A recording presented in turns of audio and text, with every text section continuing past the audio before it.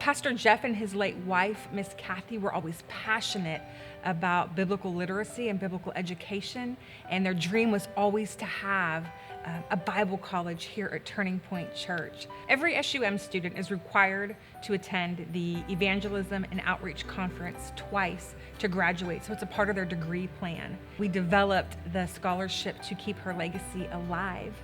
When I arrived at the conference, I pretty much arrived with an empty cup. One of the great things about the conference is we are able to attend services and worship services, and we are able to have our cup filled so that we can go and minister to other people from that overflow.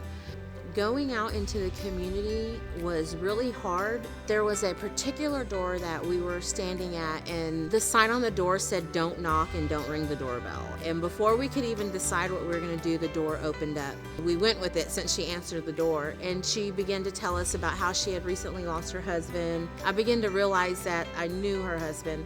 Her answering that door wasn't by accident, and we were able to tell her about different programs here at the church and give her hope.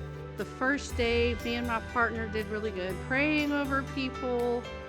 The second day, I was really frustrated. We were getting a closed door after closed door after closed door. And I'm not one to pray out loud. And I grabbed my partner, I said, okay, we have to pray. And we asked the Holy Spirit to give us the words, and He did. We would knock on the doors, and before they would shut it, I would say, hey, is there anything we can pray about? And that right there opened up their hearts. Sometimes they would actually step outside of the door, and we would pray. Jesus said, go out and make disciples of all nations. So by y'all giving, we want to rightly divide the word of truth, and that's what SUM is doing overall.